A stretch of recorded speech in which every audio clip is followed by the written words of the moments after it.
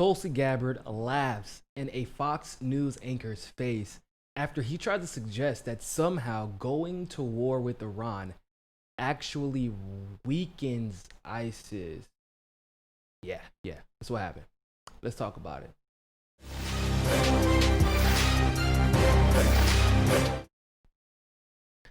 So, a lot of people are pissed about going this. I don't know if you want to call it impending war with Iran. I mean, I just consider it another proxy war. I feel like we're already at war with Iran, and Tulsi Gabbard feels the same exact way. And there are people who try and rationalize defending Donald Trump in this situation no matter what. Now, although this Fox News anchor wasn't as, he wasn't as forceful about making such a nonsensical argument, but the fact that the argument was made nonetheless says everything about where we're at as far as the cult of personality on the right. And of course, that is not unique to the right because we've seen the same type of cult of personality practice on the left.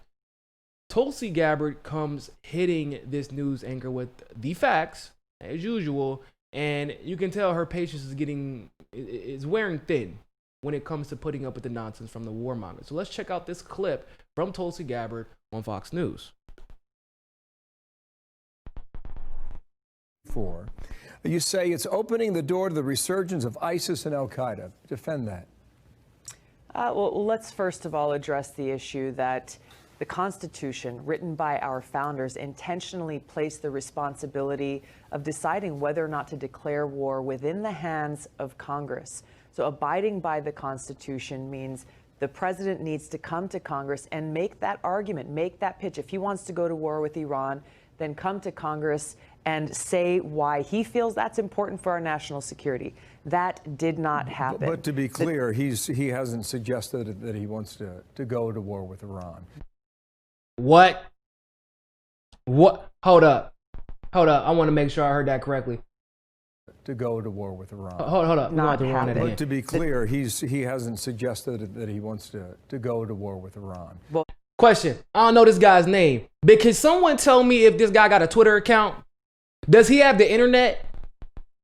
Does he even have a Nokia brick phone from Virgin Mobile?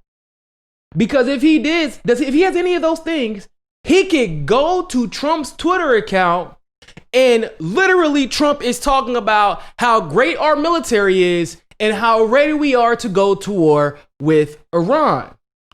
Did you listen to the address that Trump made to the nation the day after Iran attacked our military base in Iraq? Did you listen to the address? I don't know if what Trump has done over the course of the last week isn't suggesting that he wants to go to war with Iran. Bro, I don't know what the hell suggesting means anymore. Can somebody define what suggesting means? No, he didn't say explicitly, Mr. Dumb Fox News anchor. He did not say explicitly. If you said that, that would be correct. But you just said he hasn't suggested that he wants to go to war with Iran. Oh my sweet baby Jesus, Buddha and Allah. Where did he hire these people, bro? Fox, call me. MSNBC, call me. Listen, I get it. You got to spew propaganda, but can you at least be competent if you're going to spew propaganda? He hasn't. We've been told by the Fox News network that we're only allowed to say that he hasn't suggested wanting to go to war with Iran. He's never suggested such a thing. Hold up. Really? Are you sure, guys? Because I'm pretty sure. Do you want to keep that $100 million contract that you got? What I said was, he has never suggested he wants to go to war with Iran, Miss Congresswoman Gabbard.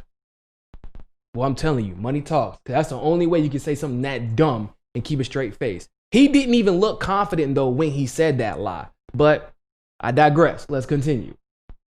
He has gone to war with Iran. That's the reality of the situation and how the decision that President Trump made, as you mentioned, it's undermined our national security in two ways. Iran is no longer complying with any of the restrictions, the Iran nuclear agreement, and they are speeding closer and closer to developing nuclear weapons capabilities, which increases the threat to the United States and to the world. Number two, our troops in Iraq, their whole purpose and mission for being there has been to work with partners to prevent a resurgence of ISIS and al-Qaeda. Our U.S. commander in Iraq has said they can no longer do that mission. They now have to completely redirect their energy and their efforts towards defending against Iranian forces and Iranian-backed Shia militias, leaving the door wide open for these terrorist groups to So let me just say something. Obviously everybody knows where I stand when it comes to Tulsi. I think Tulsi's the best person capable of being commander-in-chief, and that statement right there is exactly why I say that and why I believe that. I know it may seem kind of innocuous to the average person who isn't, paying attention to that type of rhetoric, but for me, as a former service member, as someone who is very interested and concerned with military strategy and understanding what it takes to not only obviously, if you're a sovereign nation, right, you always have to have a military. That's just part of being sovereign. But if you need to go to war, you need to understand where you're at as a country and how to complete the mission. If it is necessary, it has not been necessary for quite some time, but you still want to have that in your back pocket nonetheless. But also, that type of rhetoric demonstrates that she has the understanding of knowing how to stay out of war. And that's also just as important, if not more important. Now, you heard what she said. The generals that are in Iraq now have said, we have not been able to engage in our mission of trying to defeat ISIS because now we have to protect ourselves from other groups who are rightfully pissed off. Now, what does that say to me? It says to me that Tulsi understands the situation in a way that no one else has demonstrated thus far.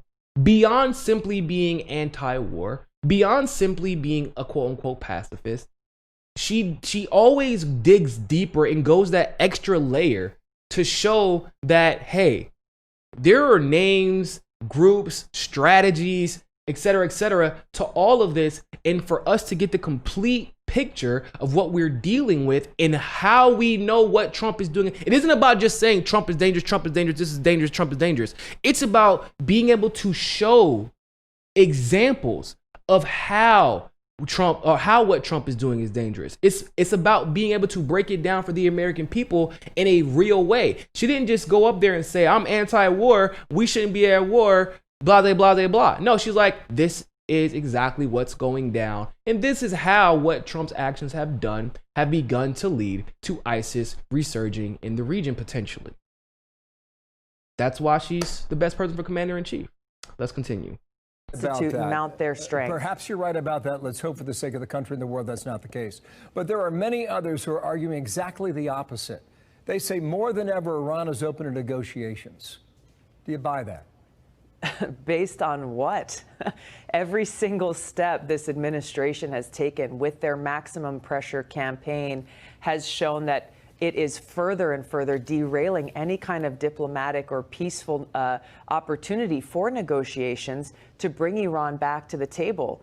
Every single day that Iran is not abiding by this nuclear agreement, every single day that negotiations are not occurring, is a day that they are getting closer to developing a nuclear weapon. Again, serious threat posed to the American people and to the world. See, that's once again, based on what? Tulsi is a very fact-based human being.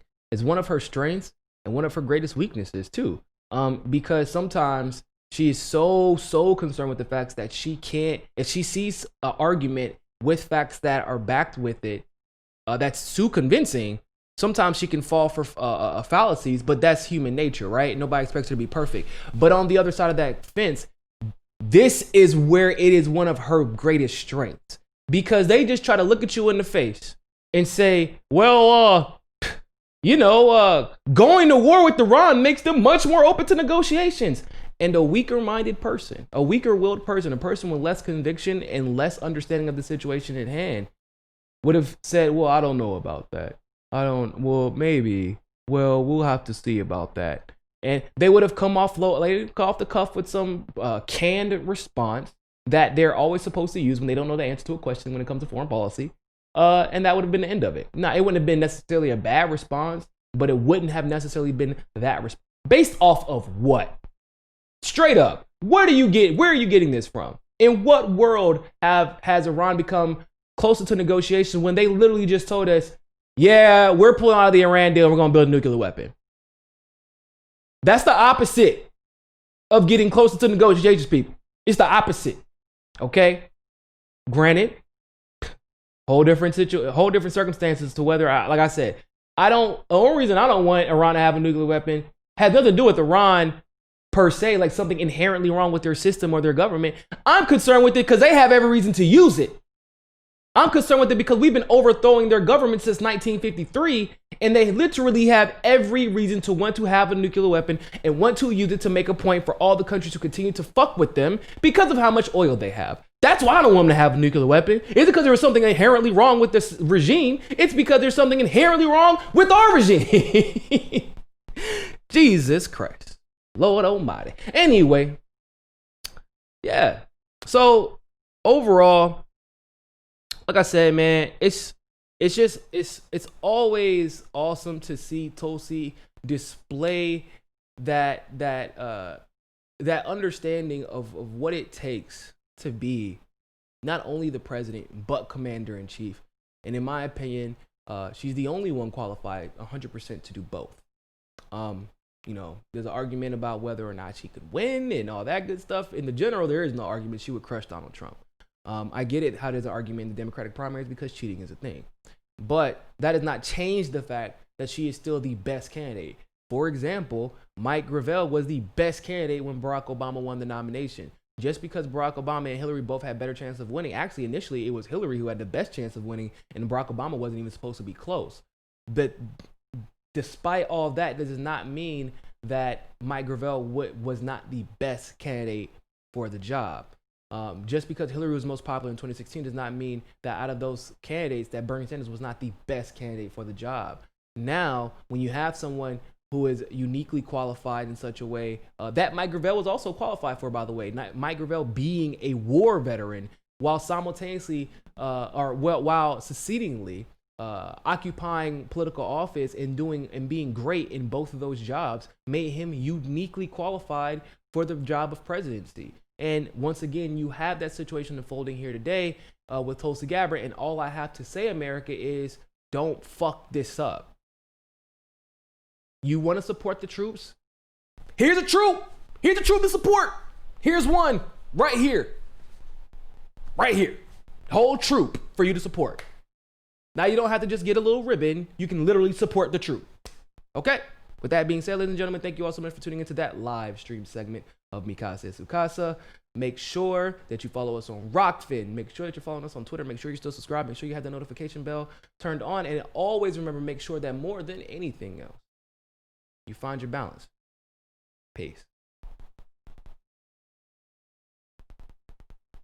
Don't forget to hit that subscribe button and hit that notification bell if you like that segment of Mikasa Sukasa. Of course, if YouTube is giving you trouble, as it always does, you can download the Rockfin app and follow us there. Also, if you want to continue to help our show grow, you can help us reach our goal of 500 patrons on Patreon and donate as little as $1. Really, anything helps.